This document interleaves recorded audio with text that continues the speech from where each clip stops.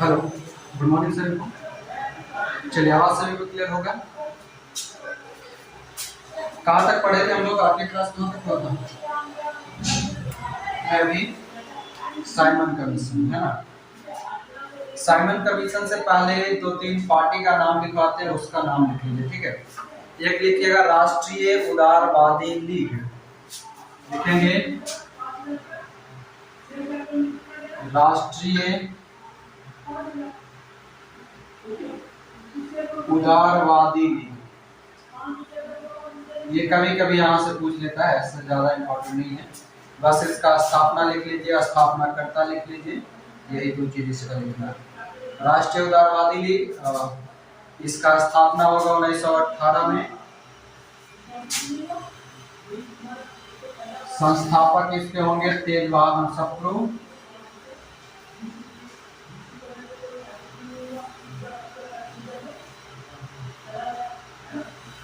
तेज बहादुर सप्रू, बिपिन चंद्र पाल, बिपिन चंद्र पाल, और एक और लिख लेंगे श्रीनिवास। ये तीन नाम याद रखेंगे। कौन कौन सा? तेज बहादुर सप्रू, बिपिन चंद्र पाल और श्रीनिवास शास्त्री। श्रीनिवास शास्त्री हो गया। अगला पार्टी का नाम लिखेंगे। अगला लिखेंगे अखिल भारतीय मुस्लिम लीग। अखिल भारतीय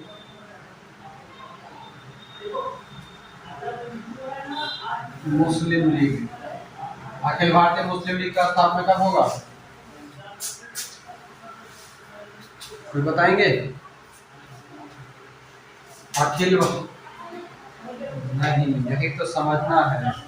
अखिल भारतीय मुस्लिम लीग की स्थापना 1906 में नहीं, 1924 में, ठीक है। जो मुस्लिम लीग हम लोग पढ़ते हैं वो मुस्लिम लीग की स्थापना सिर्फ है जो होता है 1906 में, ठीक है। और जब प्रश्न में लिखा रहेगा अखिल भारतीय मुस्लिम लीग, तब हमारा सही आंसर होगा 1924। जो मुस्लिम लीग 1906 में बना था वो मुस्लिम लीग एक समय में आकर के 1916 के आसपास में जब वो कांग्रेस के साथ मिल गया था, और कांग्रेस के साथ मिलने के बाद पुनः जो है 1924 ईस्वी में मोहम्मद अली जिन्ना के नेतृत्व में पुनः अखिल भारतीय मुस्लिम लीग की स्थापना की जाती है। तो संस्थापक इसका लिख लेंगे, कौन होगा? मोहम्मद अली जिन्ना। संस्थापक कौन? मोहम्मद अली जिन्ना। अगला लिखेंगे एक तीसरा पार्टी है। तीसरा पार्टी का नाम लिखेंगे यूनियनिस्ट। यूनियनिस्ट पार्टी, नाम सुने होंगे। यूनियनिस्ट पार्टी कोई सुने हैं नाम? यूनियनिस्ट पार्टी की स्थापना लिख लेंगे 1923 में, ठीक है।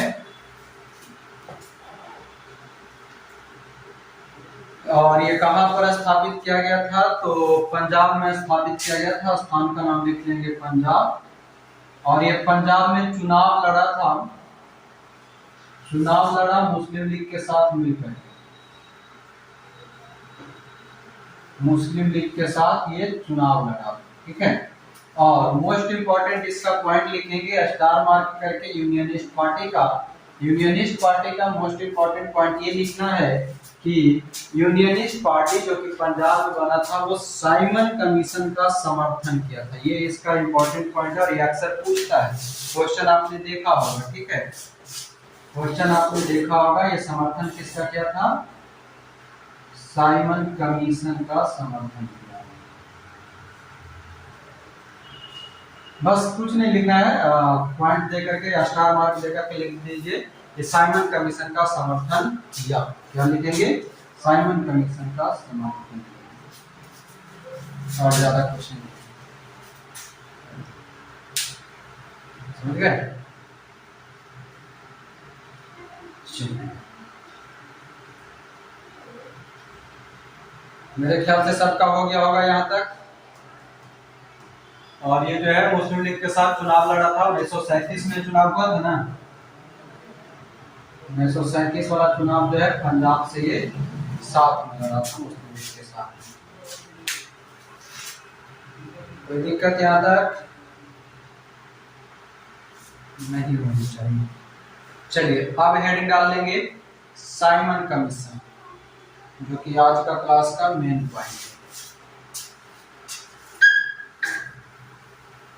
राष्ट्रीय उदारवादी लीग कब बनेगा?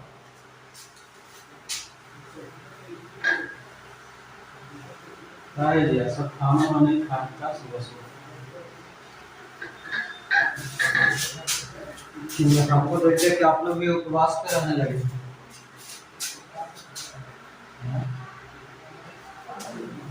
हम तो नहीं खाए हैं 7 बजे। चलिए हेडिंग डालेंगे साइमन कमीशन। साइमन कमीशन के बारे में कौन बताएंगे?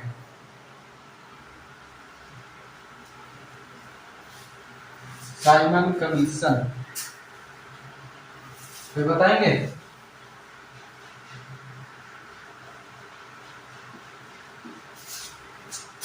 कोई नहीं। तो साइमन कमीशन, अब साइमन कमीशन के बारे में बताइए क्या है। बात है 1919 का, ठीक है, ध्यान से सुनिएगा और साथ ही साथ लिखते चलिएगा। हाथ और कान दोनों तेज रखेंगे, ठीक ना। बात है, पहले सुनिएगा, उसके बाद जब बोलेंगे तो उस समय लिखने का प्रयास कीजिएगा। बात है 1919 का। 1919 में हमारे यहाँ एक अधिनियम आया था, याद है? 1919 का अधिनियम। 1919 के अधिनियम को हम एक और अन्य नाम से जानते हैं, उसका क्या नाम है? 1919 के भारत शासन अधिनियम, पढ़ लिख लीजिएगा। 1919 के भारत शासन अधिनियम, जिसे हम मॉन्टेग्यू चेम्सफोर्ड सुधार भी कहते हैं। हाँ जल्दी जल्दी जवाब देते रहिए। 1919 के अधिनियम को हम मॉन्टेग्यू चेम्सफोर्ड सुधार के नाम से जानते हैं। मॉन्टेग्यू चेम्सफोर्ड सुधार जब लाई गई थी, उस समय ये कहा गया था कि हर एक 10 साल बाद मॉन्टेग्यू चेम्सफोर्ड सुधार यानी 1919 के अधिनियम में कुछ संशोधन या उस पर विचार करने की बात कही गई। इसी को लेकर के जब ये 1919 में बना, तो 1919 के बाद अगला 10 साल बाद कौन सा आएगा? 10 साल बाद क्या होता है? 10 साल बाद क्या होगा? 1929। मगर होता यूं है कि 1929 से पहले ही वहां का जो सरकार था, यानी कि कहाँ का, ब्रिटिश सरकार जो था, उसके पास कुछ कारणवश इस कमीशन की नियुक्ति जो है, साइमन कमीशन की नियुक्ति जो सरकार था उसको चेक करने के लिए पहले ही कर दिया जाता है। कब? 8 नवंबर 1927 को साइमन कमीशन की नियुक्ति कब कर दिया जाता है?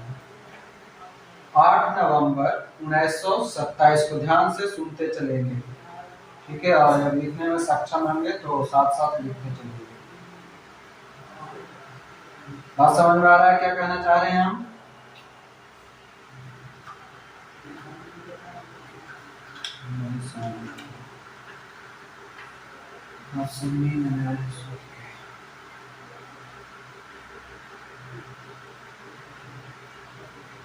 पूछते हैं तब जल्दी जल्दी बोलेगा, तब तो हम जल्दी जल्दी कुछ कर पाएंगे। नहीं बोलेगा तो हम बढ़ जाएंगे, फिर फास्ट कहेगा कुछ समझ नहीं आएगा।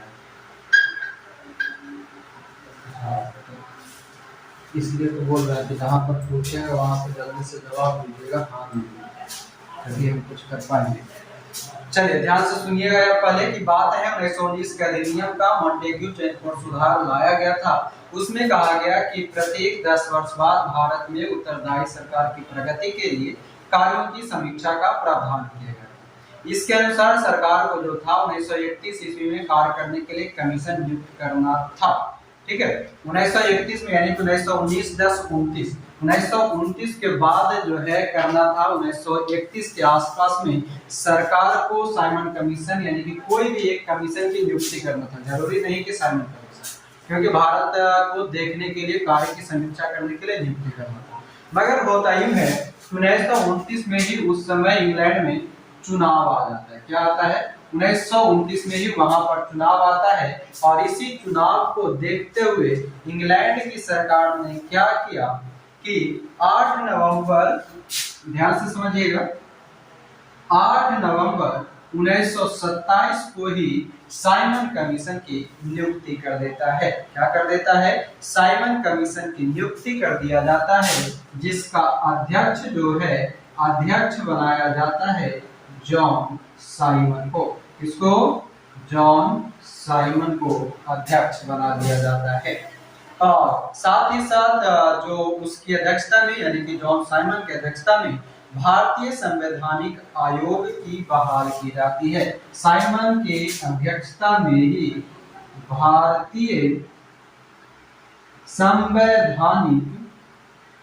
भारतीय संवैधानिक आयोग की भी नियुक्ति कर दी जाती है। और जो भारतीय संवैधानिक आयोग बनाया या इंडियन स्टैट्यूटरी कमीशन जो बना, वही कहलाता है साइमन की अध्यक्षता के कारण साइमन कमीशन। यानी कि जॉन साइमन की अध्यक्षता में जो कमीशन बना वो साइमन कमीशन कहलाता है। और उसी जॉन साइमन की अध्यक्षता में एक और अलग बॉडी बनाई जाती है जिसे हम भारतीय संवैधानिक आयोग के नाम से जानते हैं। क्लियर? जो ये आयोग जो बनाया गया था, इसके अंतर्गत कुल 7 सदस्य थे। जो आयोग बनाया गया साइमन कमीशन आयोग, उस आयोग में पॉइंट लिखेंगे, आयोग में 7 सदस्य बनाए गए थे।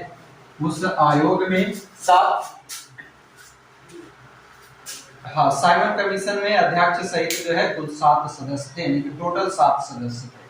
ठीक है, जिसमें से 7 का नाम अगर लिखना चाहें तो हम यहाँ मतलब बोल देते हैं, आप लिख लीजिए, ऐसे इंपॉर्टेंट नहीं है। ठीक है, मुख्यतः 2 व्यक्ति का नाम आपको याद रखना है, वही 2 व्यक्ति आप लिख लीजिए, बाकी जरूरत पड़ेगा तो फिर कभी लिखवा देंगे।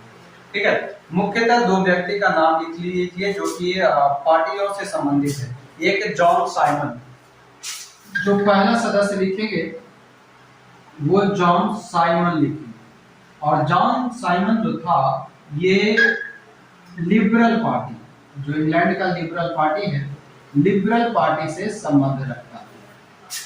और इसी में एक और, हाँ, एक नाम लिखेंगे क्लीमेंट इटली। क्लीमेंट इटली लिखेंगे जो कि चर्चित व्यक्ति है भारतीय इतिहास के अंतर्गत, जो कि लेबर पार्टी का था। किसका था? लेबर पार्टी का था। ये 2 व्यक्ति आपका मोस्ट इंपॉर्टेंट याद रखना है, जॉन साइमन लिबरल पार्टी से, क्लीमेंट इटली लेबर पार्टी से। बाकी और में है मी बाथा में एस्ट्रैनकोना था, लेन फोर्स था जो कि कंजर्वेटिव पार्टी से था, और कैडेगन भी था कंजर्वेटिव पार्टी से, और एक हार्टसूट करके था लेबर पार्टी से, जो कि वो सब के बारे में उतना हमसे नहीं पूछा जाता है। मुख्य 2 व्यक्ति का नाम याद रखिए। क्लियर है यहाँ तक? चलिए, और साथ ही साथ आप ध्यान रखेंगे साइमन कमीशन को एक और अन्य नाम भी दिया गया है। कोई बताएंगे अन्य नाम? अन्य नाम क्या है? श्वेत कमीशन। साइमन कमीशन को ही हम श्वेत कमीशन कहते हैं। क्यों कहते हैं? क्योंकि लॉर्ड इरविन के कहने पर इसमें कोई भी भारतीय को, यानी कि इसमें किसी भी भारतीय को शामिल नहीं किया गया। बात समझ में आया? लॉर्ड इरविन के कहने पर इसमें कोई भी भारतीयों को शामिल नहीं किया गया, इसलिए साइमन कमीशन को हम श्वेत कमीशन ही कहते हैं। यहां तक क्लियर है?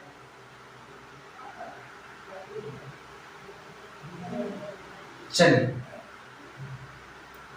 अब अगला पॉइंट जो लिखेंगे वो लिखना है समर्थित पार्टी, यानी कि साइमन कमीशन के समर्थन कौन किया और नहीं किया जो। तो पहले लिखिए बहिष्कृत पार्टी, ठीक है। नाम क्या लिखेंगे, हेडिंग डालेंगे बहिष्कृत या बहिष्कार करने वाला पार्टी, बहिष्कृत या बहिष्कार करने वाला पार्टी, जो कि अक्सर पूछता है, चार ऑप्शन दे देगा, पूछेगा इसमें से कौन सा साइमन कमीशन के समर्थक था या नहीं, ठीक है। तो साइमन कमीशन के समर्थन करने बहिष्कार करने वाला पार्टी, बहिष्कार करने वाला लिखिएगा, बहिष्कार करने वाला पार्टी। इसमें तो सबसे इंपॉर्टेंट पहले का कौन है, कांग्रेस। कांग्रेस किया क्या था, इसका बहिष्कार। कांग्रेस वाला में वहीं पर ब्रैकेट में लिख लेंगे, कांग्रेस वाला में वहीं पर ब्रैकेट में लिख लेंगे 1927 के मद्रास अधिवेशन, ब्रैकेट में लिखेंगे 1927 का मद्रास अधिवेशन, अध्यक्षता रहेगा डॉक्टर अंसारी के पास, अध्यक्ष कौन रहेंगे, अंसारी रहेंगे, ठीक है। वहीं पर इसका निर्णय लिया गया कि साइमन कमीशन का बहिष्कार किया जाए। उसके बाद लिखेंगे हाँ डॉक्टर अंसारी, उसके बाद लिखेंगे मुस्लिम लीग, हिंदू महासभा, मुस्लिम लीग,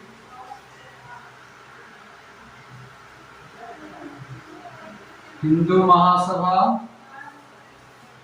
मुस्लिम league, Hindu Mahasabha, liberal federation, liberal federation, किसान मजदूर पार्टी और कम्युनिस्ट पार्टी।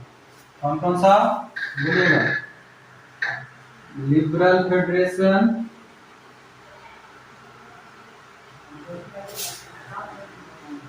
किसान मजदूर पार्टी, किसान मजदूर पार्टी और एक कम्युनिस्ट पार्टी,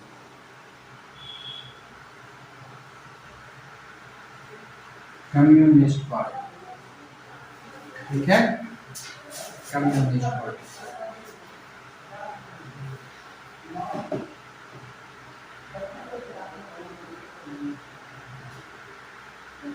चलिए अगला लिखेंगे, ये बहिष्कार करने वाला पार्टी हो गया ना। अगला पॉइंट डालेंगे समर्थन करने वाला पार्टी,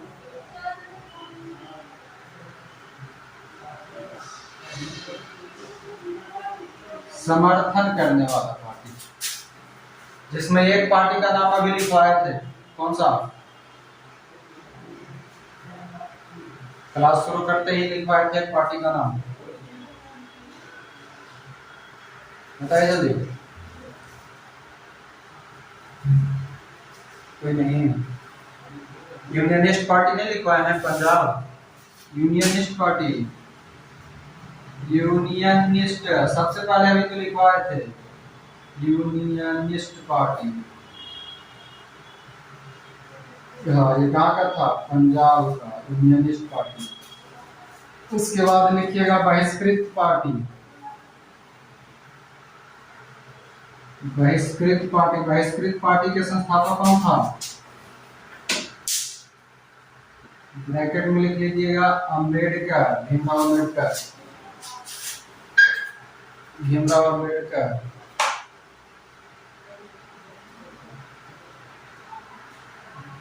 एक मिनट, बहिष्कृत पार्टी को कैसे, डिप्रेस्ड क्लास एसोसिएशन, अम्बेडकर का डिप्रेस्ड क्लास एसोसिएशन, बहिष्कृत काट लेंगे, हाँ था वही, मगर वो पार्टी नहीं इसमें समर्थन नहीं था, डिस्प्रेस्ड क्लास एसोसिएशन, डिस्प्रेस्ड क्लास एसोसिएशन, बहिष्कृत हटा लेंगे, डिस्प्रेस्ड क्लास एसोसिएशन, ठीक है, इसमें लिख लीजिएगा अम्बेडकर। और एक लिखेंगे जस्टिस पार्टी, जस्टिस पार्टी जो कि आपका रहेगा मद्रास का, फिर एक लिख लेंगे हरिजन संगठन, हरिजन संगठन।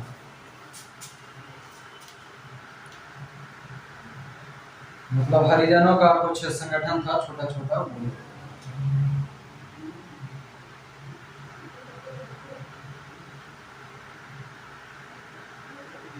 क्या ये तो कितना हो। अब आइए ये सब देखते हुए यानी कि यूनियनिस्ट सॉरी जो साइमन कमीशन था 1927 से 28 1927 में जिसका गठन हो गया। 1927 में क्या हुआ था, गठन कब हुआ था, नवंबर 1927 में गठन हो गया। इधर सारा कुछ जो इसका विरोध तो होना शुरू हुआ था, तो फिर भी कुछ लोगों ने इसका समर्थन किया, कुछ लोगों ने विरोध किया। इसी को देखते हुए जो अंग्रेज अधिकारी था यानी कि अंग्रेजी सरकार जो था वो साइमन कमीशन को भारत भेजने का विचार बनाया। और जब भारत भेजने का विचार बनाया तो साइमन कमीशन भारत कब आ रहा है, साइमन कमीशन का आगमन करके लिखेंगे, आगमन लिखेंगे 3 फरवरी 1928 को कहाँ पहुंचेगा, बम्बई पहुंचेगा। 3 फरवरी 1928 को ये बम्बई पहुंचेगा। ठीक है, क्या करेगा, बम्बई पहुंचेगा।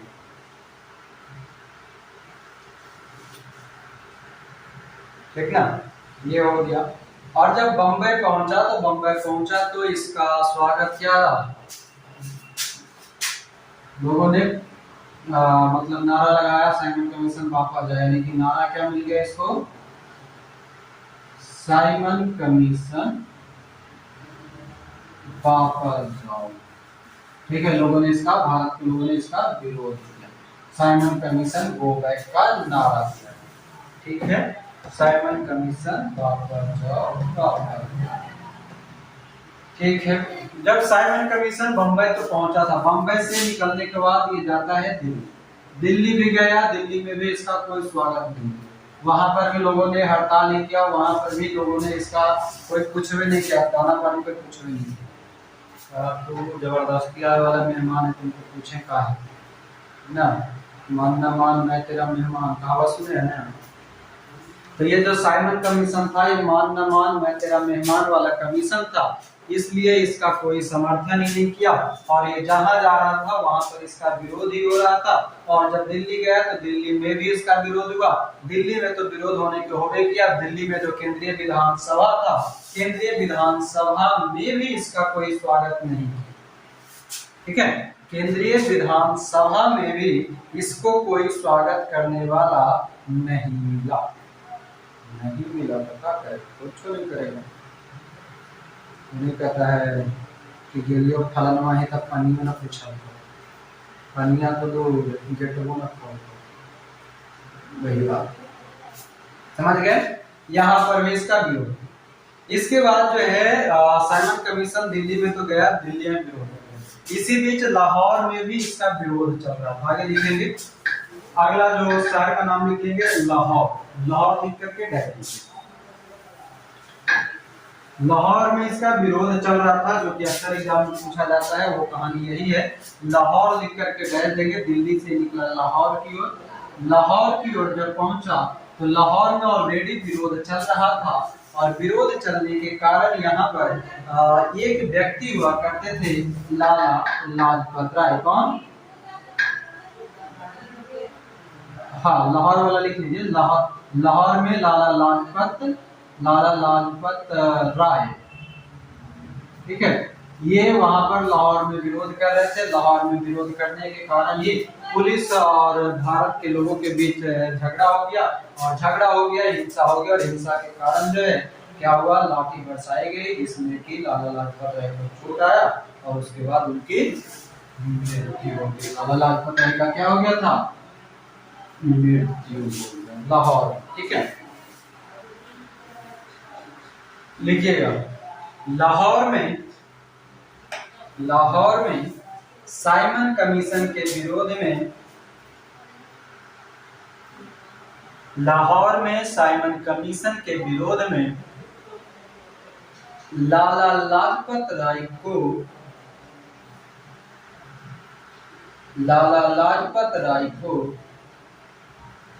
पुलिस की लाठी से चोट लगा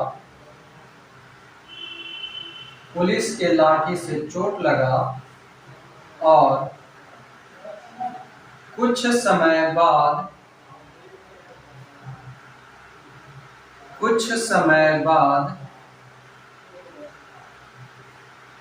उनकी मृत्यु हो गई।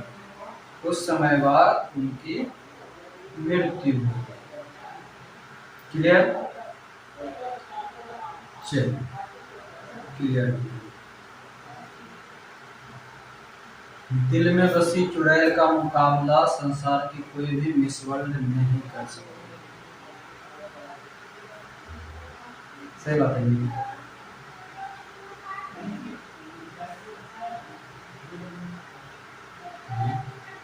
तो आपके दिल में था, आप बताइए।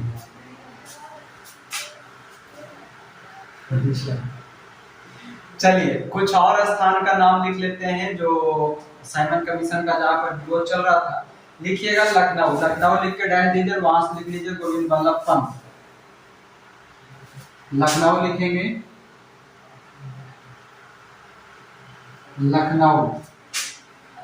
लखनऊ में लिख लेंगे। क्या लिखेंगे लखनऊ में लिखेंगे गोविंद बल्लभ पंत एवं जवाहरलाल नेहरू।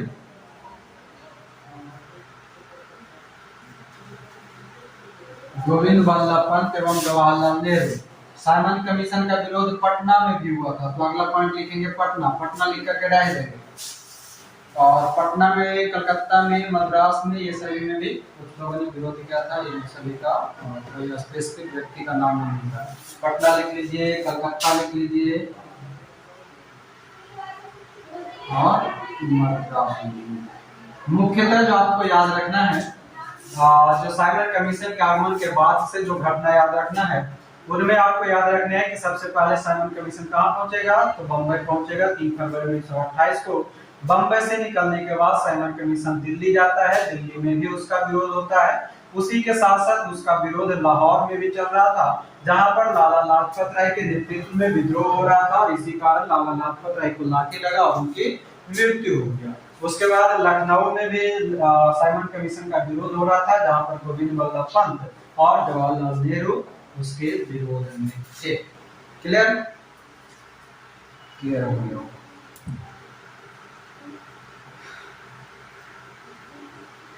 ठीक ना?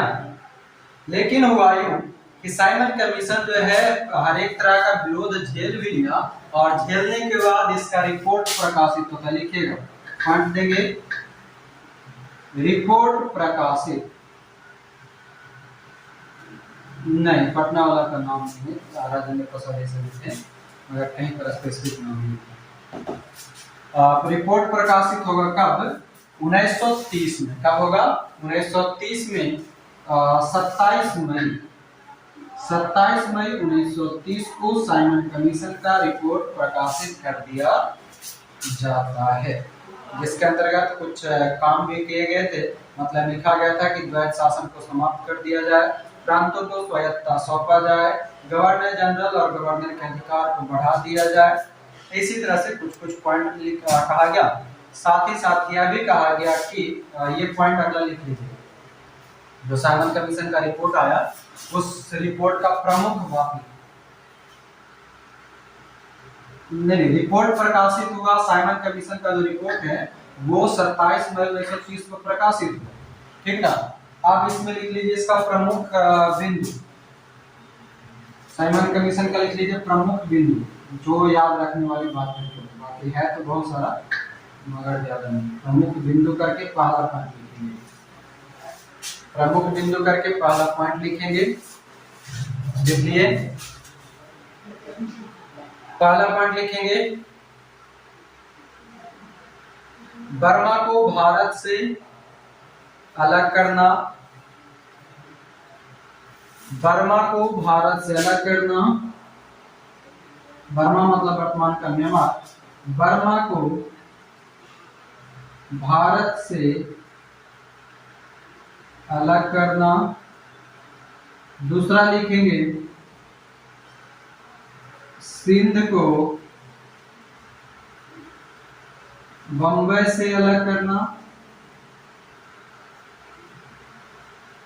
सिंध को बंबई से अलग करना।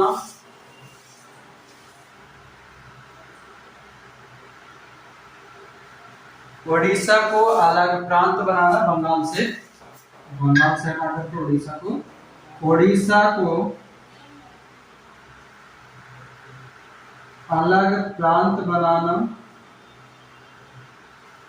ये इसका 3 पॉइंट मुख्यतः याद रखेंगे, ठीक है। और द्वैत शासन को समाप्त करने की भी सिफारिश इसी में किया गया था, तो इसको लिख लीजिए ताकि एक जब 1935 वाला आएगा तो वहां पर फंसाता है। लिख लीजिएगा द्वैत शासन को, चौथा पॉइंट, हाँ, द्वैत शासन को समाप्त करने का सिफारिश सिर्फ किया गया, ठीक है, किया नहीं गया, सिफारिश किया गया, सिफारिश की गई। द्वैत शासन को समाप्त करने का सिफारिश की गई। क्लियर है? चलिए, ये हो गया। और इस प्रकार हम लोग का साइमन कमीशन जो है ये समाप्त होगा। इसी में कोई चीज और सुन लीजिएगा, बस ओरली सुन लीजिए, दिमाग में रखिएगा, लिखने का कोई जरूरत नहीं। हम लोग पढ़े साइमन कमीशन। साइमन कमीशन जिसकी स्थापना 1927 में होता है, 28 में आता है, और इसके बाद 1930 में ये अपना रिपोर्ट प्रकाशित करता है। रिपोर्ट प्रकाशित करने के तहत रिपोर्ट में जो कहा गया कि द्वैत शासन को समाप्त कर दिया जाए, यानी कि सिफारिश की गई। साथ ही साथ कहा गया कि बर्मा को भारत से अलग कर दिया जाए, सिंध को बॉम्बे से अलग कर दिया जाए, ओडिशा का एक नया प्रांत बना दिया जाए। ठीक है, ये सभी करने की बात कही गई साइमन कमीशन के रिपोर्ट में। साथ ही साथ साइमन कमीशन के अंतर्गत यह भी कहा गया कि जब साइमन कमीशन का रिपोर्ट प्रकाशित हुआ उससे पहले ये सुझाव दिया गया था कि रिपोर्ट पर विचार विमर्श करने के लिए, खाली ध्यान से सुन लीजिएगा, हम लिखवाएंगे नहीं, ठीक है। रिपोर्ट पर विचार विमर्श करने के लिए एक राउंड टेबल कॉन्फ्रेंस, जिसे हम गोलमेज सम्मेलन कहते हैं, गोलमेज सम्मेलन बुलाई जाए। ठीक है, गोलमेज सम्मेलन बुलाए जाने की बात कही गई, जिसके अंतर्गत कहा गया क्या कि स्वराज, यानी जो स्वराज की बात भारत के अंतर्गत चल रहा था, उसके लिए स्वराज की जो बात चल रहा था, उसकी मांग जो भारतीय कर रहा था, उसके बारे में एक भी बार उस साइमन कमीशन में नहीं कहा गया। साइमन कमीशन के अंतर्गत उसके बारे में एक भी बार बात नहीं की गई। और जब नहीं की गई, इसी कारण भारत के लोगों ने क्या कहा कि ये तो हमारे ऊपर उत्तरदायित्व कार्यों के अयोग्य करार दे दिया गया। क्या समझे? साइमन कमीशन की जो रिपोर्ट आई, साइमन कमीशन के रिपोर्ट के अंतर्गत भारत के लोगों ने स्वराज की जो मांग हुआ, उस स्वराज की मांग के लिए किसी ने भी ये भारत के स्वराज्यों के बारे में कोई भी चर्चा ही नहीं। और जब चर्चा नहीं किया तो भारत के लोगों ने मुंह फुला लिया, और मुंह फुला लिया तो हुआ यूं कि भारत के लोगों ने खुद से अब अपना एक संविधान बनाने का विचार कर लिया। और इसी कारण एक रिपोर्ट प्रकाशित होता है, नेहरू रिपोर्ट। क्या होता है? नेहरू रिपोर्ट तैयार करने की बात की जाती है।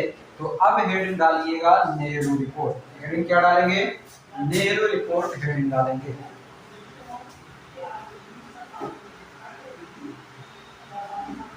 साइमन कमीशन 2 बार आया, कब कब आया?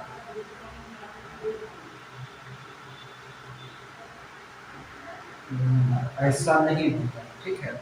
होता ही है कि 27 में गठन होता है, 28 में भारत में आता है, 1929 में आने का बाद जो है वो अपना विचार करने के लिए 1929 में चुनाव हो रहा था। ठीक है, 1929 में चुनाव होने वाला था, इसलिए वो आना पड़ा उसको। ये नहीं हम कहेंगे कि हाँ वो आया कुछ अपना विचार नहीं, वो अपना जो रिपोर्ट प्रकाशित किया है वो 1928 में आने के बाद 1908 से ही अपनी काम को जारी रखा था। काम को जारी रखते हुए ही 1929 में भी चुनाव हुआ। उन सभी का रिपोर्ट को एक साथ देखते हुए, भारत की प्रतिक्रिया को देखते हुए उसने 1930 में आखिरी अपना रिपोर्ट प्रकाशित कर दी। ठीक है, तो आप कर सकते हैं, अगर आपकी इच्छा है तो आप कर सकते हैं कि साइमन कमीशन 2 बार आया। साइमन कमीशन जब आया था उस समय से ही अपना काम में लगा हुआ, ऐसा नहीं है कि वो आया फिर बीच में भांग हुआ फिर से हुआ है, ऐसा नहीं हुआ। 1927 में इंग्लैंड में गठन हुआ, भारत 1928 में प्रवेश करता है, 1928 से ही वो कंटिन्यू हमारे यहाँ बना हुआ था और 1930 में जाकर के वो आखिरी में अपना रिपोर्ट प्रकाशित कर देता है मई के महीने। बात क्लियर है? समझे या नहीं समझे? चलिए अब हेडिंग डाल लेंगे नेहरू रिपोर्ट। साइमन कमीशन में कोई दिक्कत नहीं होनी चाहिए किसी को। 1919 के अधिनियम की जांच करने के लिए 1929 में बनाना था, मगर चुनाव आने के कारण 1927 में ही साइमन कमीशन की नियुक्ति कर दी जाती है। उसके बाद 3 फरवरी 1928 को साइमन कमीशन बम्बई आता है, बम्बई से वो दिल्ली जाता है, सभी जगह पर इसका विरोध हो रहा था। उसी तरह वो वहाँ लाहौर गया, लाहौर में भी विरोध हो रहा था। लाहौर में विरोध करने वाला एक व्यक्ति हुआ करता था, कौन? लाला लाजपत राय। लाला लाजपत राय के साथ विरोध हुआ, विरोध के कारण लाठी लगने के कारण उनकी मृत्यु हो गई। साइमन कमीशन इसी प्रतिक्रिया इन सभी को देखते हुए फिर भी अपना रिपोर्ट मई 1930 में प्रकाशित कर देता है। 1930 में प्रकाशित करने के एवज में द्वैत शासन को समाप्त करने की बात रख देती है, यानी कि सिफारिश करता है। साथ ही साथ प्रांतों को स्वायत्तता सौंपने की बात कर दिया जाता है। गवर्नर जनरल और वाइसराय यानी कि गवर्नर जो होता था उसके अधिकार को बढ़ाने की बात कर देता है। साथ ही साथ प्रांतीय विधानमंडल के विस्तार की बात कर देता है। साथ ही साथ केंद्रीय विधानमंडल का पुनर्गठन, बर्मा को भारत से अलग, सिंध को बंबई से अलग, उड़ीसा को प्रांत एक अलग नया प्रांत बनाने का, साथ ही साथ भारतीय सेना को मॉडर्नाइज करने का, ये सभी बात कर दी जाती है। यही सब पर विचार करने के लिए जब होता ही था कि जो साइमन कमीशन था, साइमन कमीशन के लिए सारे लोग उम्मीद लगा के बैठा था कि वो स्वराज्य का बात करेगा, लेकिन साइमन कमीशन की रिपोर्ट में कहीं पर भी स्वराज की बात नहीं की गई। इसी के कारण भारत के लोगों ने अपने आप में गुस्सा निकालने के लिए उसने एक नई रिपोर्ट प्रकाशित करवाया। उस रिपोर्ट का नाम रखा गया नेहरू रिपोर्ट। तो नेहरू रिपोर्ट आप आगे लिखेंगे और साथ ही साथ यह भी ध्यान दे लीजिएगा कि साइमन कमीशन की रिपोर्ट पर तीव्र प्रतिक्रिया के कारण एक कुपलैंड नाम का व्यक्ति था, वो सभी ने क्या कहा था कि एक अन्य श्रेष्ठ रचना के रूप में साइमन कमीशन की रिपोर्ट को मतलब कि तुलना किया था, मतलब टोंट मारा, मतलब ताना मारा। ठीक है, और साथ ही साथ ध्यान रखिएगा कि जो साइमन कमीशन की रिपोर्ट है वो संवैधानिक विकास यानी कि भारत के संवैधानिक विकास में तो उतना महत्वपूर्ण भाग नहीं रखता है, लेकिन 1935 का जो अधिनियम आता है आगे चल करके वो कहीं न कहीं कुछ हद तक साइमन कमीशन के रिपोर्ट को फॉलो करता है। कभी कभी हमसे प्रश्न पूछता है कि 1935 का जो अधिनियम था वो किस रिपोर्ट पर आधारित था या अधिकांशतः किस रिपोर्ट की चर्चा करता है या पालन करता है? तो किस रिपोर्ट का पालन करेगा? हाँ, साइमन कमीशन के रिपोर्ट का वो पालन करता 1935 का अधिनियम। जैसा कि हमने क्या बताया, आपने अगर 1935 का अधिनियम पढ़ा होगा तो उसमें द्वैत शासन समाप्त करने की बात की गई है ना, प्रांतों को स्वायत्तता सौंपने की बात की गई है। जैसा आपने यह भी पढ़ा होगा कि बर्मा यानी कि म्यांमार जो है भारत 1935 में अलग हुआ था, ये भी आपने पढ़ा होगा। सिंध जो है बंबई से अलग हुआ था, यह भी आपने पढ़ा होगा। उड़ीसा को अलग प्रांत बनाने की बात की जाती है, इसलिए तो 36 में आता है हमारा बिहार और उड़ीसा, याद है? सॉरी, उड़ीसा अकेले, याद है ना? तो ये कहीं न कहीं 1930 का साइमन कमीशन के प्रकाशित रिपोर्ट से ही 1935 का अधिनियम का आधार बना है। और भी कुछ पॉइंट है 1935 का अधिनियम अपने आप में नया लेकर आया, कुछ न कुछ साइमन कमीशन का फॉलो किया। चलिए नेहरू रिपोर्ट लिखेंगे।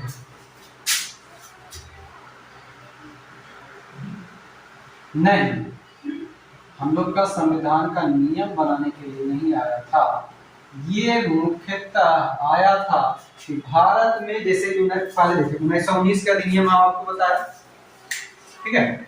1919 का जब अधिनियम बना था, 1919 के अधिनियम के तहत ही उसने 1919 में ही ये बात कह दी गया था कि हर एक 10 साल बाद एक नया कमीशन का गठन किया जाएगा और भारत में जाएगा और भारत में बनाए गए नीति और चल रहे नीति पर समीक्षा करेगा, इसलिए उसको लाया गया। यानी कि 1919 के अधिनियम के अंतर्गत हो रहे कार्यों की जांच करने के लिए, कार्य की समीक्षा करने के लिए साइमन कमीशन की नियुक्ति की जाती है और साइमन कमीशन की नियुक्ति के बाद जब वो भारत में आता है, भारत की व्यवस्थाओं को देखता है और उसके बाद 1930 में अपना रिपोर्ट प्रकाशित कर देता है और 1935 में फिर से एक नया अधिनियम आता है जिसे हम भारत शासन अधिनियम 1935 कहते हैं और उसके अंतर्गत जो कुछ भी 1930 के रिपोर्ट में कहा गया उन सभी को कुछ हद तक फॉलो किया गया। क्लियर?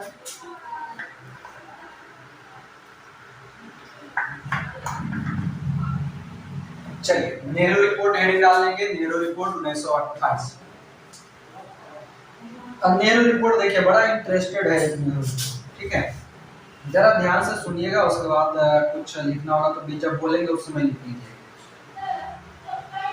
जो नेहरू रिपोर्ट था, नेहरू रिपोर्ट जब साइमन कमीशन आया था ना, तो साइमन कमीशन का अधिकांश लोग यानी कि ज्यादातर लोग क्या कर रहा था, विरोध कर रहा था। इसी को लेकर के ना उस समय एक भारत का सचिव हुआ करता था, पॉइंट लिखिए,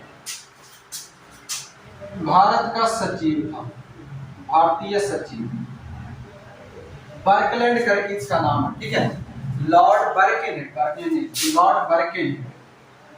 लॉर्ड बर्किनहेड, नाम थोड़ा सा अटपटा सा है, अपने हिसाब से लिखिए, बर्किनहेड, लॉर्ड बर्किनहेड नाम का एक भारतीय सचिव, ठीक है। ये मोतीलाल नेहरू और सभी भारतीयों को कहा ना कि ठीक है हमारा रिपोर्ट तो गलत है, हमारा कमीशन गलत। लॉर्ड बर्किनहेड, लॉर्ड बर्किनहेड, लॉर्ड बर्किनहेड, ठीक है, ये जो है भारत के लोग जब विरोध कर रहा था ना, तो ये नहीं होता है कभी कभी कि कोई कुछ उल्टा सीधा बोलने लगता है तो हम भी उसको उल्टा कर देते हैं, अच्छा ठीक है हमारा सुना वाला तू करके दिखाओ, कहते हैं। तो इसे ही इतना विरोध हो रहा था, तो उस समय का जो भारतीय सचिव था लॉर्ड बर्किनहेड, वो अंदर अंदर चिढ़ रहा था भारत के विरोध को देखकर, और जब उसके पास कोई जाता था तो वो चिढ़ जाता था, गुस्सा कर जाता था। इसी में गुस्सा में वो बोल दिया एक बार क्या कि ठीक है तुम लोग को लगता है कि मेरा रिपोर्ट गलत है, मेरा कमीशन गलत है, तो ऐसा करो कि तुम एक ऐसा रिपोर्ट बनाओ, ऐसा संविधान बनाओ जिसके अंतर्गत तुम्हारे अधिकांश भारतीयों पर, अधिकांश पार्टी को वो मंजूर हो। ये तो हो गया शान शौकत वाला बात है ना, यानी कि बात आ गया आन पे। भारत के नेता सबको लगा कि तो हमें बड़का चैलेंज दे दिया, चैलेंज दे दिया तो भारत वाला कहाँ पीछे हटने वाला था, बोला कि ठीक है तुम हमको टाइम दो, हम बताते हैं, हम अपना रिपोर्ट बनाते हैं, अगर नहीं माना भारत के सारा लोग तो फिर तुम जो करना वो मंजूर। जो भारतीय सचिव था बर्किनहेड मने मने हो गया खुश, हमारा रिपोर्ट तो कोई मान नहीं रहा, तुम्हारा रिपोर्ट कौन माने। चलो भाई हो गया अमन की बात, दोनों अपने अपने प्लान बनाना शुरू किया। तो इसी में हुआ यूं कि जो सचिव था लॉर्ड बर्किनहेड, उसने कब कहा 24 नवंबर 1927 को भारतीयों को चुनौती दे दी कि वे स्वयं अपने लिए कोई एक ऐसा संविधान तैयार करे जो सर्वमान्य हो। क्या हो? जो सर्वमान्य हो, यानी कि सबको मंजूर। भारत के सचिव ने ये चुनौती दिया, इसी चुनौती को स्वीकार करते हुए अगले 4 दिन में 28 नवंबर 1927 को भारत में कांग्रेस समिति जो था, यानी कि कांग्रेस पार्टी जो था, उसने दिल्ली में एक सर्वदलीय बैठक बुलाई। कहां पर? दिल्ली में सर्वदलीय बैठक बुलाई। बोला कि अरे जल्दी से सब उठ के आओ, ईतवार की बात कर दिया है, भारत की गुलामी की बात कर दी है। ऐसे कैसे पीछे, ठीक है। सभी पार्टी वाला दौड़ते दौड़ते पहुंचा, और जैसे होता है ना अपने यहाँ कि लड़ाने वाला राजनीतिक पार्टी हमेशा हिंदू मुस्लिम ये वो करके लड़ाते रहता है, जब आता है देश की शान का तो सारे के सारे पहुंच जाते हैं। वही बात वो यहाँ पर भी होता है। अंग्रेज लोगों ने हमें चुनौती दे दिया, तो हमारे यहाँ के बुढ़े लोग कहाँ पीछे हटने वाले, है ना। तो ये लोग भी बोले जल्दी से सब दौड़ के पहुंचो दिल्ली। सारे जितना भी दल था, छोटा मोटा बड़ा जो सब था, सबको दिल्ली बुलाया। कौन? कांग्रेस पार्टी वाला। कांग्रेस पार्टी वाला बुलाया कब? 28 फरवरी 1928 को, ठीक है। 1928 को फरवरी में 28 फरवरी 24 नवंबर 1927 को ये चुनौती देगा। 28 फरवरी 1928 को बैठक होगा, जिसमें कि 29 राजनीतिक संगठन भाग ले गया था। भारत में छोटका बड़का सब मिला करके कुल 29 पार्टी जो था वो इसमें भाग ले लिया। कितना? 29 पार्टी इसमें भाग ले लिया, मौजूद हो गया। जब मौजूद हो गया तो ऐसा तो नहीं है कि कोई भी नियम बनेगा तो 29 है, 30 है, 50 है, यानी कि 100% के 100% को कोई भी नीति मंजूर हो, नहीं हुआ मंजूर। कुछ लोगों के वो जो रिपोर्ट बनाया गया या जो रिपोर्ट बनाने की बात कही गई, उसमें कुछ लोग, कुछ पार्टी वाला जो था विरोध में आ गया। फिर भी हुआ यूं कि फिर से एक और बैठक हुआ मई 1928 में। पुनः एक और बैठक कराया जाता है मई में। ध्यान से सुनिएगा, जैसे डेट वाइज लिखते जा रहा है वैसे लिखते चलिएगा। अगला बैठक होगा मई 1928 में। फरवरी में पहला दिल्ली में हुआ, अगला बैठक फिर से होगा मई 1928 में बम्बई में। पहले का जब दिल्ली में हुआ उस समय 29 पार्टी में से कुछ लोगों ने असहमति व्यक्त की, फिर से बैठक बुलाई गई। फिर से बैठक बुलाया गया कांग्रेस का, जिसमें 1928 में बम्बई में अधिवेशन हुआ, जिसका अध्यक्षता कर रहे थे डॉक्टर अंसारी। बम्बई का जो कांग्रेस अधिवेशन था, अध्यक्ष जो थे वो डॉक्टर अंसारी थे। कौन थे? डॉक्टर अंसारी। बुलाई गई भाई बैठक बुलाई गई, तो इसके अंतर्गत 9 सदस्यों की एक समिति बनाई गई, ठीक है। क्या बनाया गया? बम्बई के कांग्रेस अधिवेशन के अंतर्गत 9 सदस्यों का एक समूह बनाया गया। समूह का नाम लिखना चाहेंगे? वो 9 समूहों का नाम लिख लीजिए। हम बोलते हैं वो 9 व्यक्ति का नाम लिखेंगे, और यहाँ पर थोड़ा सा फंसाने वाला हम प्रश्न पूछेंगे, ठीक है, यानी कि पॉइंट देंगे जो कि फंसिएगा। पक्का है कि 80% लोग फंसेंगे, ठीक है, ज्यादा भी फंस सकते हैं। 9 सदस्यों का सब, हाँ, मई 1928 में बम्बई में अध्यक्षता होता है, अधिवेशन होता है कांग्रेस का। अध्यक्ष डॉक्टर अंसारी बनाए जाते हैं, जहां पर 9 सदस्यों का एक समिति बना दिया जाता है। 9 सदस्यों का एक समिति बनाया जाता है। क्या बनाया जाता है? समिति बनाया जाता है। अब ध्यान से देखिए, हाँ, 9 सदस्यों की समिति का नाम में 2-4 का नाम तो बहुत इंपॉर्टेंट है, यानी कि आप 9 का 9 पूरा लिखेंगे। लिखेगा पहला मोतीलाल नेहरू,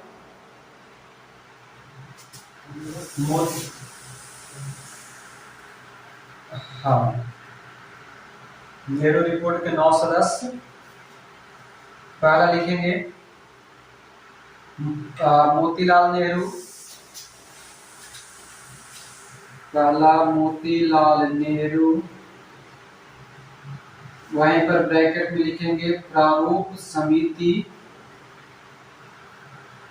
के अध्यक्ष। दिमाग में घंटी बजा, कुछ दिमाग में घंटी बजा।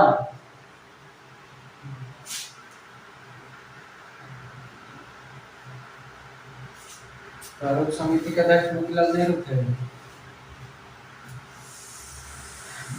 भीमराव अम्बेडकर थे, कौन है? मगर हम यहाँ पर काहे लिखवा दिए प्रारूप समिति के अध्यक्ष मोतीलाल नेहरू?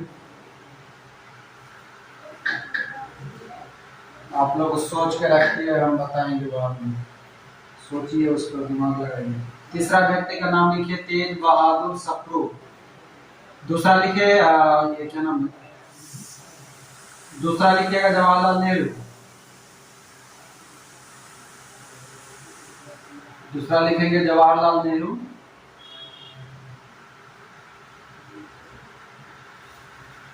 उसके ब्रैकेट में लिखिएगा सचिव, जवाहरलाल नेहरू के ब्रैकेट में सचिव।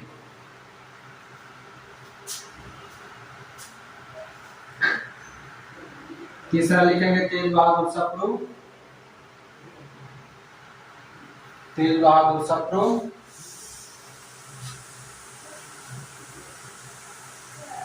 उनके ब्रैकेट में लिखेंगे लिबरल फेडरेशन।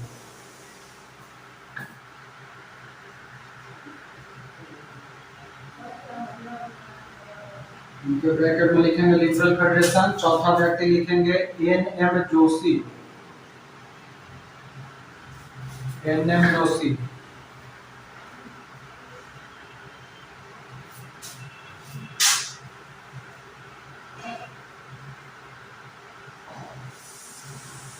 पांचवा लिखेंगे सुभाष चंद्र बोस।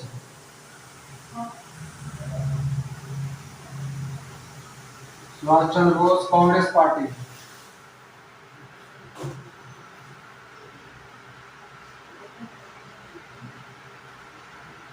छठा लिखेंगे एम.एस. अने।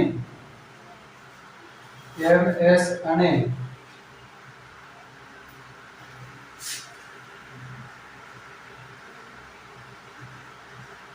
ब्रैकेट में लिखेंगे हिंदू महासभा।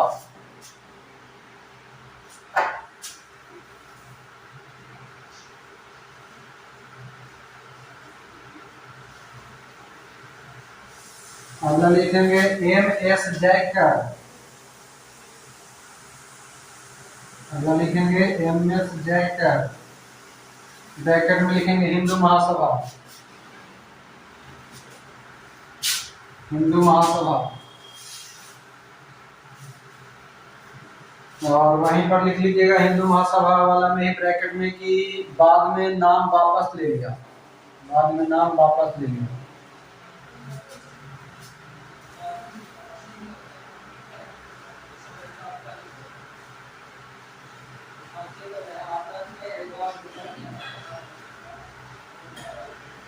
अगला लिखेंगे अली इमाम।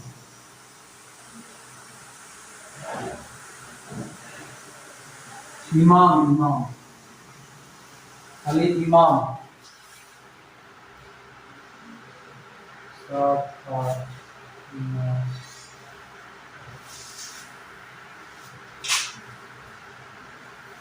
एक, दो, तीन, चार, पाँच, छः, 7,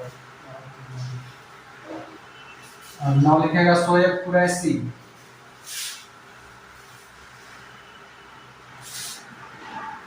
शोएब कुरैशी।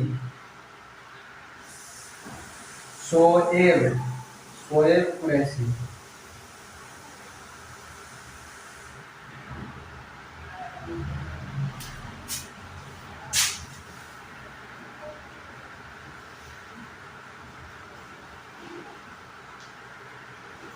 ठीक है।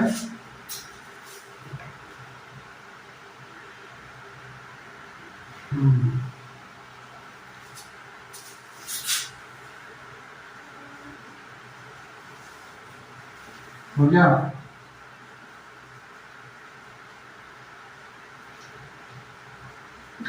हुआ ना 10, 9 को।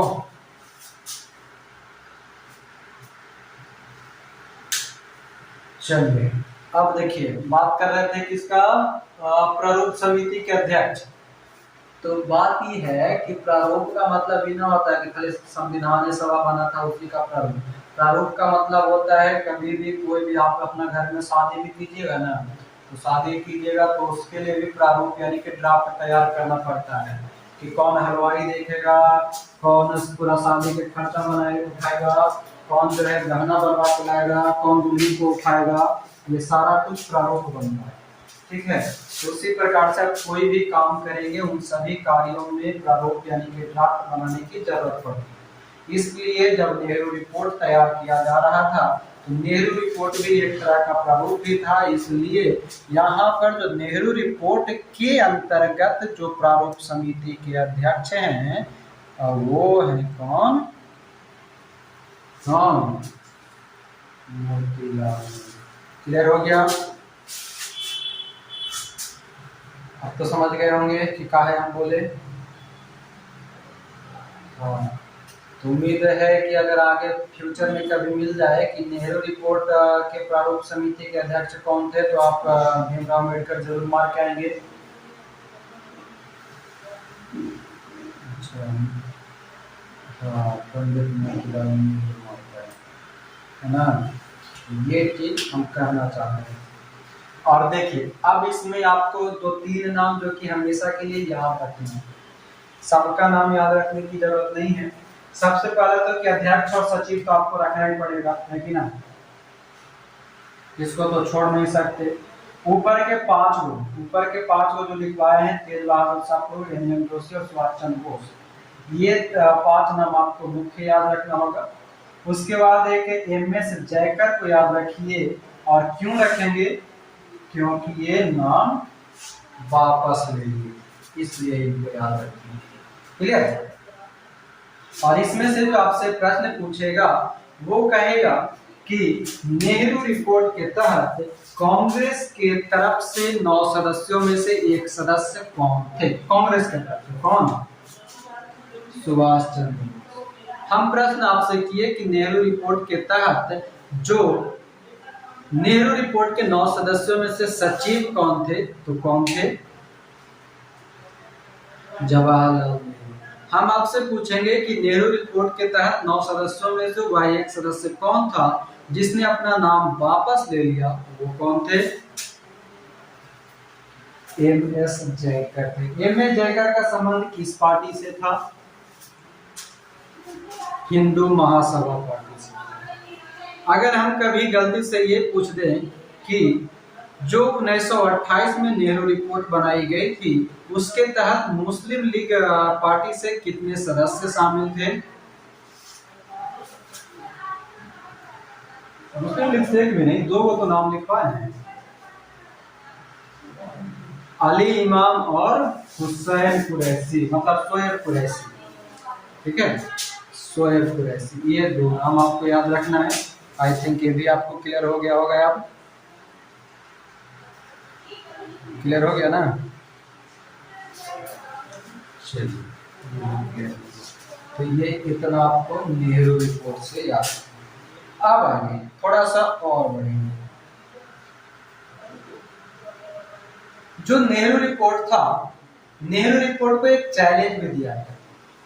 चैलेंज ये दिया गया था, लिखिएगा, ठीक है, जैसे कि 24 नवंबर 1927 को बर्कनहेड बोला, 28 फरवरी 1928 को ये लोग सर्वदलीय बैठक वो क्या बोलते हैं, झटपट में बुलाया। वो हमारे तरफ कहावत है, ताक पर कद्दू रोटी, सुने हैं? सुने हैं? ताक पर कद्दू रोपनी। ठीक है, ताक पर कद्दू रोपने का मतलब होता है कि जब जरूरत पड़े उसी समय कद्दू का बीज रोपना। ठीक ना? आगे लिखिए। हाँ, समझ गई कि 28 फरवरी 1928 को मतलब कि 24 नवंबर 1927 को चुनौती मिला। क्या मिला? चुनौती मिला कि तुम ये करके दिखा, है ना। 28 फरवरी 1928 को जल्दी में लोग सर्वदलीय बैठक बुलाया। कुछ लोगों को पसंद आया, कुछ लोगों को नहीं पसंद आया। फिर से अगला बैठक कब बुलाया था? अगला बैठक कब? हाँ, मई 1928 में फिर से बुलाया। और ये चीज ये ध्यान रखिएगा कि इसको जो चुनौती दिया गया था ना, कार्य पूरी करने का, नाम लिख लीजिए, देख लीजिए, कार्य पूर्ण करने की तिथि, यही इंपॉर्टेंट है इसके लिए। ठीक है, कार्य पूर्ण करने की तिथि, ये आपके लिए इंपॉर्टेंट रहेगा और यही आपको काम देगा। कार्य पूर्ण करने की तिथि की अगर बात किया जाए तो ये पूरा समय डेडलाइन जो दिया गया था 1 जुलाई 1928। कब दिया गया? 1 जुलाई 1928। ठीक ना? कार्य पूर्ण करने की तिथि जो दिया गया था, अंतिम डेडलाइन, वो था 1 जुलाई 1928 से पहले उसको पूरा करके देना। ये तो हो गया झटपट वाला काम। है ना। नवंबर में चुनौती दिया, नवंबर में 127 में, फरवरी मतलब कि लगभग 7 महीने का उसको टाइम दिया, ठीक है, 7 से 8 महीने, कैसे उधर ही गया, 7 से 8 महीना लगभग टाइम दिया। 7 से 8 महीना में इसको पूरा रिपोर्ट तैयार करना था, है ना। बेटा कहे बाबूजी हम शादी करा, तो लड़की कन्या से खोज एक दिन में, ठीक ना, वही वाला कहानी है। 7-8 महीने इसको टाइम दिया गया, झटपट में उधर दिल्ली में बैठक बुलाया, बहुत सारा पार्टी नाराज हो रहा था, फिर भी काम आगे बढ़ाया गया। एक ही दिन में जिसे जिसे लड़की खोला जा रहा है, गोरकी न मिले तो पतरकी न मिले तो कोई न मिले तो करेठिए से, ये वाला कहानी हो गया। अब कहानी आगे बढ़ा तो अब कहा गया कि लड़की खोजेगा, तो लड़की खोजेगा कौन, यानी कि प्रारूप तैयार करेगा कौन, लिखेगा प्रारूप तैयार करने वाला प्रमुख व्यक्ति, प्रारूप तैयार करने वाला प्रमुख व्यक्ति। लड़की खोजे के जिम्मा किसको दिया गया, तो कहा गया लड़की कि ठीक है एगो तू ही जा, तोरा जो पसंद है तुझे, और एगो जिम्मेदारी दे दिया गया बाबूजी को, जा तोरा पुतो लावे ला हो, देखा अपना पसंद से कोई पुतो रास्ता में मिल जाता तो लड़का के पसंद करते वही। बात समझ रहे हैं, मतलब कि यहाँ पर जो दो व्यक्ति हैं, एक पहला व्यक्ति का नाम लिखिएगा मोतीलाल नेहरू, ठीक है, जो लड़का खुद है, और दूसरा का है तेज बहादुर सप्रू। बात समझ रहे हैं, बात समझ में आ रहा है सबको। हाँ, दूसरा बाबूजी हैं तेज बहादुर सप्रू, ठीक ना। लड़की खोजने का बात चल रहा है,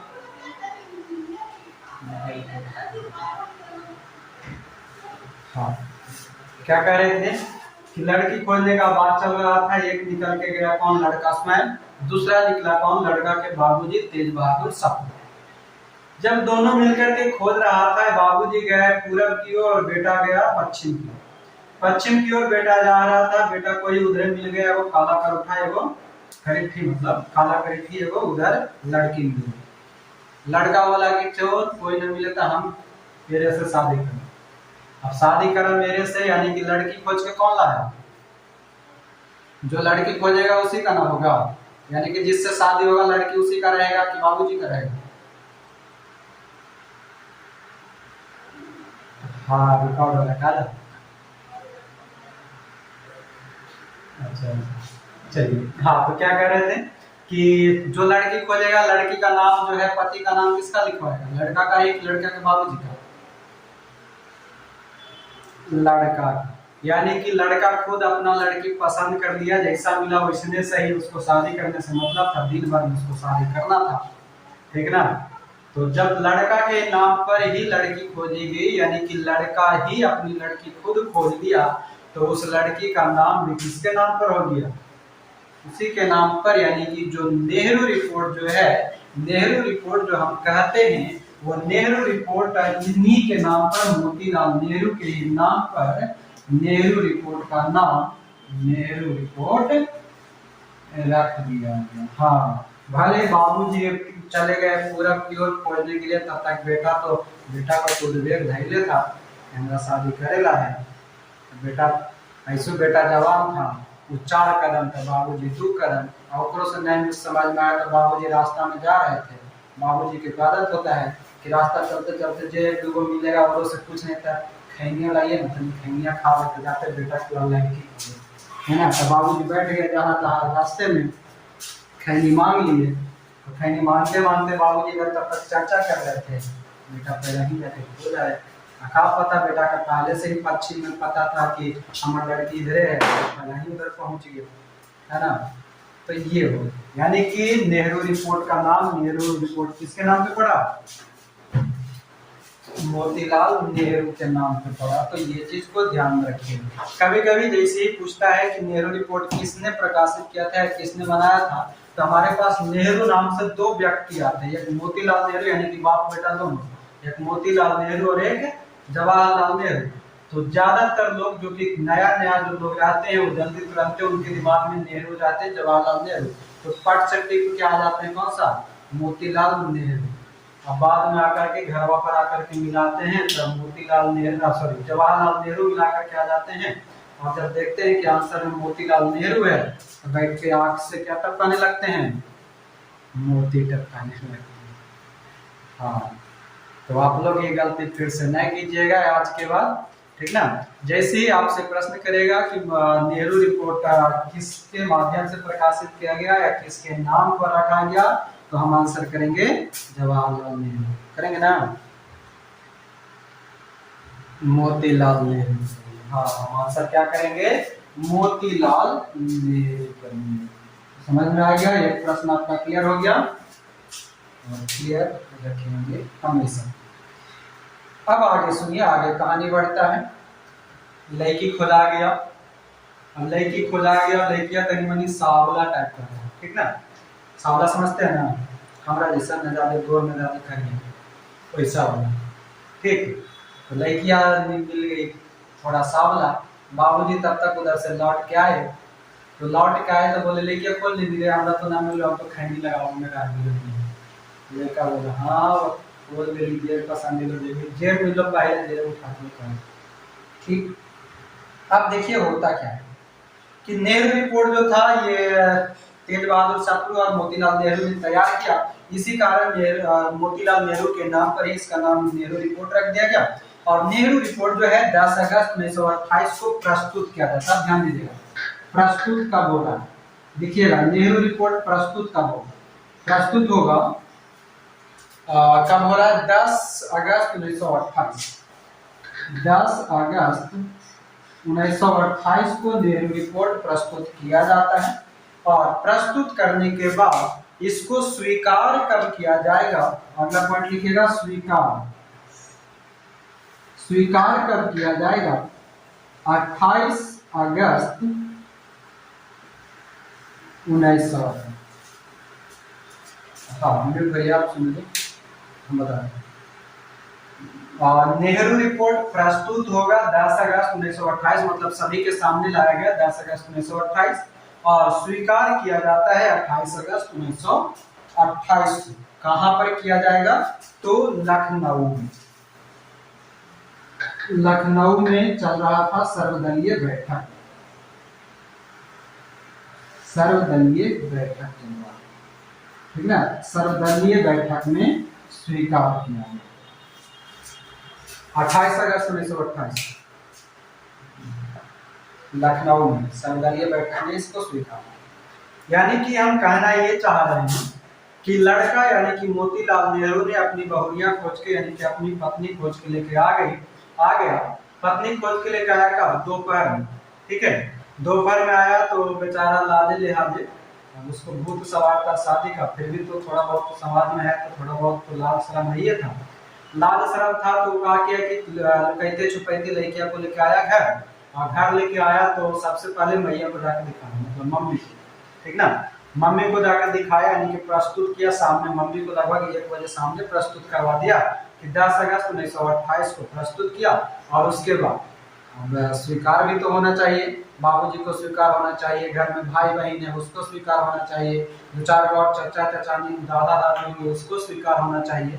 तब क्या किया गया कि लड़का के सपोर्ट में तो कौन थे, बाबूजी थे ही, मम्मी सपोर्ट में थी, तो क्या किया कि सबको बुलाया गया, घर वाला को सबको बुलाया गया एक कमरा में, और बोला गया क्या कि लड़का जो है अपने पसंद की लड़की खोज के लेके आ गया है, और जो भी है जैसे तैसे इसको शादी तो कराना ही पड़ेगा, भले बाबूजी को दहेज मिले या ना मिले, है ना, तो दहेज मिले या ना मिले सब मिल करके 28 अगस्त 1928 को लखनऊ में यानी कि बड़का वाला घर जो रूम था वो रूम में बैठ करके सब फैसला किया, और फैसला किया तो सब मिल करके सारा लोग बोला कि ठीक है, लड़कवा के पसंदे है, जिंदगी बितावेला लड़कवा के है, रखेला लड़कवा के है, खर्चा उठावेला ओकरा है, जो भी लाली लिपस्टिक लादला होगा लड़कवा के होगा, तो बाबूजी और घर वाला के क्या टेंशन है, बड़ा पसंद है तो पसंद है, यानी कि सर्वदलीय बैठक में 28 अगस्त 1928 को नेहरू रिपोर्ट को क्या कर दिया जाता है,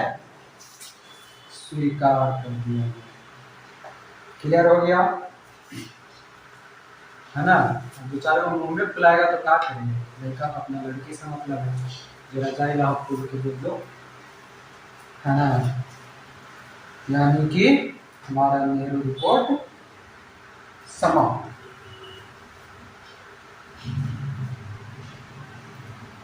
बर्कनहेड कुछ नहीं बोला, जो हो बर्कनहेड क्या करेगा, बोला जियो अच्छा है, हमारा नेहरू किया तो हम क्या करें, चुनौती स्वीकार।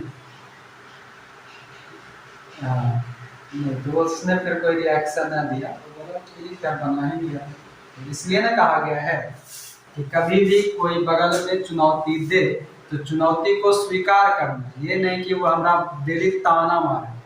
ताना जो है ना, ये सबसे बड़ा टॉनिक हम लोगों की सफलता के पीछे है, ठीक है ना। अगर सफल होना है तो पड़ोस में अगर कोई ताना मार रहा है, उसके ताना के बदले उस समय रिएक्शन न दे करके उसका जो आपका परिणाम है वो परिणाम से उसको रिएक्शन दीजिए। उसका ताना जो है ना, एक दिन डीजे पर गाना बजे वाला सुनाएंगे, ठीक है ना।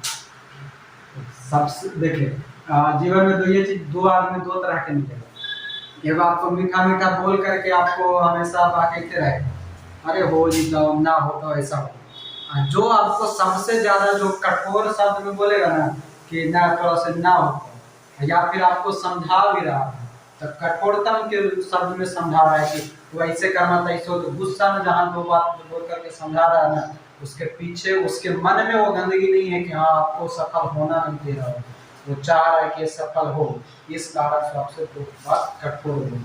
मगर हम लोगों का आदत क्या है कि जो चापलूसी के साथ बोलेगा, अरे भैया तो हो ही तो दोस्त लोग काहे डरेंगे, हो ही तो हो जीतू, तो ओकरे चापलूसी के चक्कर में हम लोग और पीछे चले जाते हैं। जो जितना ताना मारेगा ना, उस चीज को खाली आप पॉजिटिव वे में लेके रखिएगा तो पॉजिटिव आपका हमेशा सक्सेसफुल होगा। तो ताना को हमेशा स्वीकार कीजिए, ना कि तुरंत पड़ोस में ताना मार के तेरी भूतनी के वाला ताना मार के लाओ लटके मारेगा, मेरा लाठी मारिएगा तो फिर हो जाएगा गर्म। समझ गए बात। तो वैसे ही नेहरू रिपोर्ट वही एक चुनौती है जिसके अंतर्गत लोगों ने स्वीकार किया, और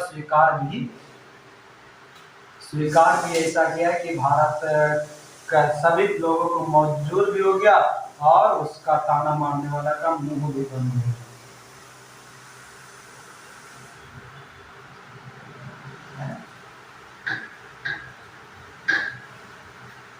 अरे तो देखिए दिल्ली में पड़ोसी होता है, तो ये तो शहर में कहीं पर जो अगर रूम वगैरह लेकर के रहा है उसका कोई पड़ोसी नहीं होता है, आयो राम गयो राम वाला होता है। पड़ोसी जी वही होता है जिसका परमानेंट घर जहाँ पर है उसके आसपास का लोग को पड़ोसी करता है। नहीं उसको पड़ोसी ना करते, उसके घर में क्या हो रहा ना हो रहा, आधा कुछ 90% बात नहीं पता रहेगा आपको। मगर गांव वाला जो पड़ोसी रहता है ना, उसका 90% बात आपको पता रहेगा, 10% पता नहीं रहेगा। फलाना के यहाँ ऐसे हो ले काने कानून पूरा गांव में फैल जाए, ठीक है, मगर पड़ोस में आपका क्या हुआ आपको तो नहीं पता रहेगा। ये वही कौन सा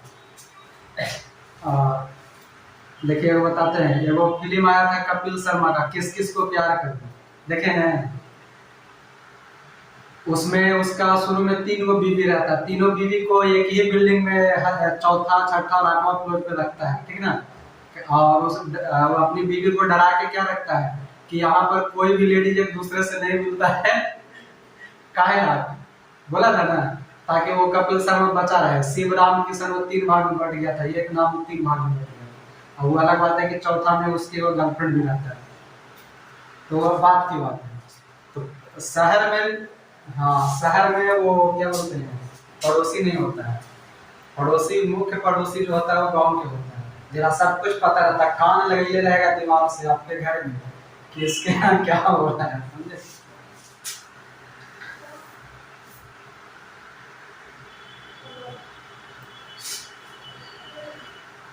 तो उससे का मतलब है, अरे देखा लोग पढ़ावे और पढ़े में अगर शर्मा गेल तो समझ ला कि फिर जिल्लत होता। हम पढ़ लिए तोरा की होगा, थोड़ा पढ़ेगा ताकि बैठ के पढ़ना पड़ेगा तो अपन काम कर। अच्छा हमको ये बताइए कि हम लोग नॉर्मली अगर खेत जो बैठा रहेंगे ना तो बैठ करके खोज करके टिकटॉक और कुछ कुछ देखते रहेंगे हंसते रहेंगे तो कोई के मन में बुरा ना लगेगा। अगर आपको करंट अफेयर्स की वीडियो निकाल के बैठना चाहिए, कुछ के वीडियो पढ़े वाला बैठ जाए ना सब घूर घूर के देखेंगे बड़ा कैसे पढ़ेंगे। तो जखनी आपके मन में भी शर्म नहीं आएगा जब टिकटॉक देख रहे होंगे तो अगर पढ़े लगेगा तो कहेगा ना हमें पढ़ रहे बगल वाला कुछ सोच रहे। तो ये हमारा आपका सोच पर निर्भर है।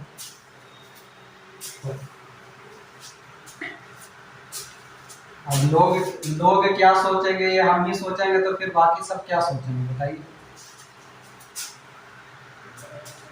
सही बोले ना, ये सबसे दूर है। चलिए आगे लिखिएगा। नेहरू रिपोर्ट की मुख्य बातें, सबसे इंपॉर्टेंट चीज यहीं से निकल के आएगा। मुख्य बातें या मुख्य बिंदु लिखिए और एक एक करके पॉइंट लिखिएगा। खड़ी में सिर गया तो मुसल से क्या डरना, कहावत है ना। अब आप पढ़े ला बैठे गए हैं, आप चाहते हैं कि हम यूपीएससी या जो भी है वो निकालें। साला मेरे बगल में कौन है, क्या देख रहा है, हम क्या कर रहे हैं, वो हमको कुछ ही बोल रहा हो रहा, हम देखते रहता तो हो गया। चलिए क्या बोले,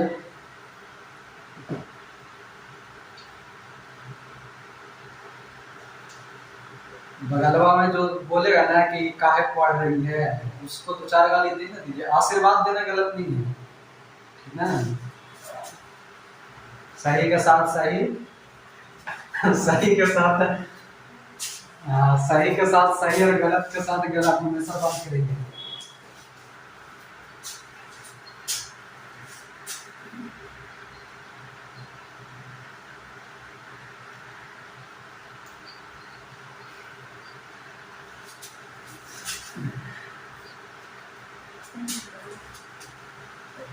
चलिए पहला पॉइंट लिखेंगे, भारत को अधिराज्य का दर्जा दिया जाए। नेहरू रिपोर्ट का पहला बिंदु लिखेंगे, भारत को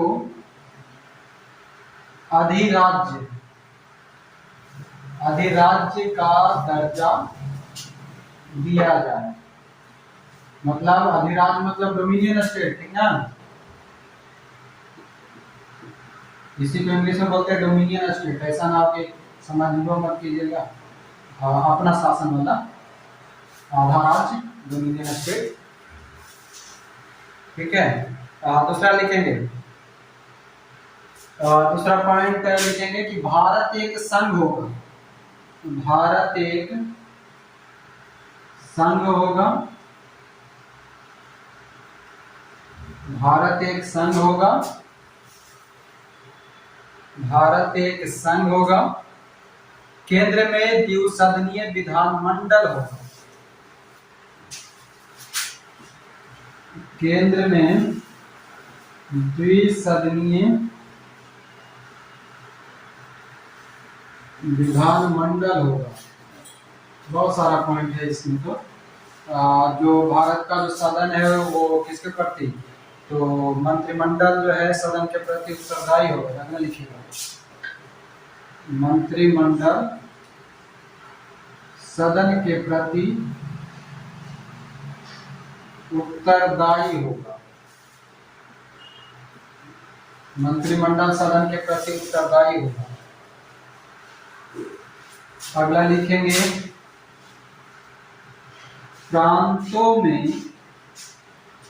द्वैध शासन, कितना टाइम है, 15 मिनट जा रहे हैं और कोई है 15 मिनट। चलिए क्या कर रहे थे, कौन सा पॉइंट लिख रहे थे। प्रांतों में द्वैध शासन होगा, नहीं होगा। प्रांतों में द्वैध शासन नहीं होगा। प्रांतों में द्वैध शासन नहीं होगा। सांप्रदायिक निर्वाचन पद्धति नहीं होगी। सांप्रदायिक निर्वाचन पद्धति नहीं होगी। हिंदी लिखेगा लगता है, भुला गया था।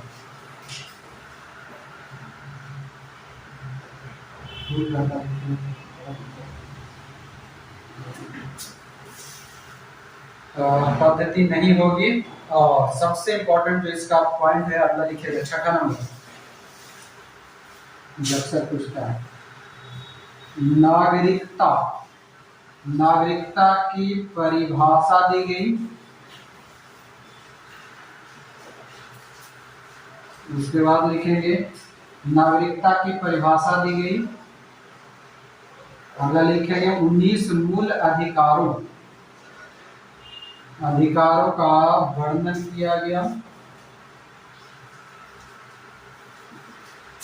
19 मूल अधिकार, मौलिक अधिकार अपने पास अभी है ना 6 गो, इसका चर्चा पहले उधर भी मिला था। 19 मूल अधिकारों को प्रतिपादित किया गया, यानी कि वर्णन किया गया।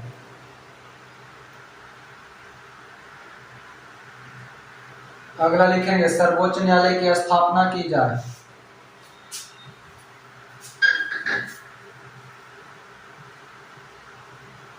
सर्वोच्च न्यायालय की स्थापना की जाए। अभी की जाने की बात की गई, ठीक है। उसके बाद 8 के बाद जो कहना 9 नंबर लिखेंगे क्या था, व्यस्क मताधिकार। व्यस्क मताधिकार कितना को कहते हैं, कौन सा नंबर को, 18, मगर उस समय 21 वर्ष था, ब्रैकेट में लिख लीजिएगा 21 वर्ष। व्यस्क मताधिकार दी जाए। व्यस्क मताधिकार दी जाए मतलब व्यवस्था की जाए। व्यस्क मताधिकार की व्यवस्था की जाए। व्यस्क मताधिकार की व्यवस्था की जाए। ब्रैकेट में जरूर लिख लीजिएगा 21 वर्ष, में तो गड़बड़ा जाइएगा। नहीं लिखेंगे तो लगेगा कि 18 वर्ष से है, तो फिर गड़बड़ हो जाएगा, ठीक ना। व्यस्क मताधिकार की व्यवस्था की जाए। चलिए, और भी छोटा छोटा बात था कि सिंध को बॉम्बे से अलग कर एक नया प्रांत बनाने की सिफारिश की गई। भाषाई आधार पर प्रांतों के गठन की सिफारिश की गई। देशी रियासतों के नरेशों के अधिकार की रक्षा का आश्वासन दिया गया। और गवर्नर जनरल केवल संवैधानिक प्रमुख होगा, जिसकी शक्ति ब्रिटिश शाही ताज के समान होगी। ये कुछ और भी पॉइंट है।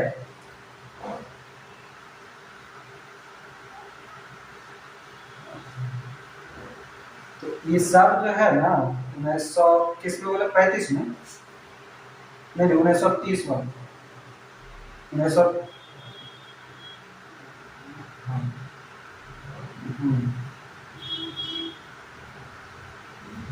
तो देखिए 1935 1962 1928 के बाद आ रहा है ना। हम क्या बोले, क्यों, हाँ 1928 में आए साइमन कमीशन का 1930 का रिपोर्ट, जो बात कहा गया वो, फिर चुनौती स्वरूप में मिला हुआ नेहरू रिपोर्ट में जो बात कही गई वो, उसके बाद फिर आगे चल करके जिन्ना का 14 का सूत्र, 14 वो अभी फॉर्मूला आता है, 14 सूत्र फॉर्मूला, वो ये सब मिलकर के ना आगे चल करके जितना जो लोग मांग रख रहा था, फिर उसके बाद जो पूर्ण स्वराज की बात कही जाएगी, जो फिर गांधी जी भी 11 सूत्र मांग रखते हैं, जो ये सब जो है ना 1935 से पहले होगा। और 1935 से पहले होने के कारण होता ही है कि सारे के सारा डाटा, यानी कि भारत के लोगों को चाहिए क्या, ये अंग्रेजी सरकार को पता चले, ठीक ना। इसलिए जब 1935 का अधिनियम लाया गया, 1935 के अधिनियम के तहत इन सभी को शामिल कर दिया जाता है। बात समझ गए। जैसे कि हमारा गवर्नमेंट है, जो अभी के वर्तमान के गवर्नमेंट है, वो चाहता क्या है, कोई भी योजना, जैसे अभी अपना अग्निवीर और अग्निपथ जो आया, ये सारा कुछ बिना सोचे समझे पब्लिक व्यू देखा नहीं, और अपने विचार में उसका जो भी कमेटी बैठा, चाहे वो सेना का प्रमुख हो या जो पॉलिटिकली जो कोई भी बैठा हो, वो लोग पब्लिक व्यू और जो स्टूडेंट का जो मत था वो नहीं देखा, नहीं समझा। ठीक है, लोग अपना अपना विचार थोप दिया, अपना अपना मन से रख दिया और सीधे कहा कि नहीं ये अग्निपथ और अग्निवीर योजना सही। कहीं ना कहीं ये गलत है। ठीक है, मॉडर्न ये जा रहा है, मॉडर्नाइज करना है तो हमारी सेना को जरूरत है कि हाँ आधुनिकीकरण करना चाहिए।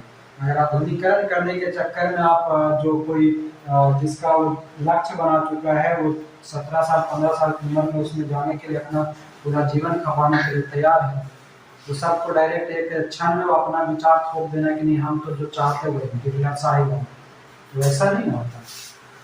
उसे जिस तरह से अग्निवीर अग्निपथ लाया था, इससे पहले वो एक ऐसा कोई फॉर्मेट तैयार करता और लोगों से वो विचार रखता। सोशल मीडिया का जमाना है, कहीं ना कहीं ट्विटर फेसबुक जहाँ पर भी था वहाँ पर ये मीडिया जो न्यूज मीडिया है उससे वो चीज़ को रखता कि ठीक है हमारा वर्तमान में विचार ये है कि सैनिकों को ऐसा ऐसा प्रारूप के तैयार करना चाह रहे हैं।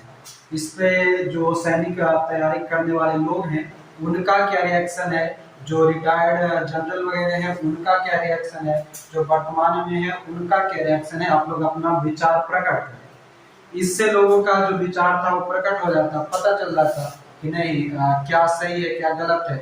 वो सभी विचारों को एक साथ कलेक्ट कर लेता, एक साथ कलेक्ट करने के बाद उसमें से जो अच्छा बुरा निगेटिव पॉजिटिव को छांट लेता। उसके बाद एक दिन और आकर के प्रेस कॉन्फ्रेंस कर देते राजनाथ सिंह कि ठीक है आप लोगों के विचार में जो जो पॉइंट था उस पॉइंट के अनुसार हमने ऐसा फैसला किया है, अभी हमने किया है, ये बात करते हैं। अब इसमें भी अगर सुधार करने की बात है तो आप फिर से एक बार विचार लेंगे।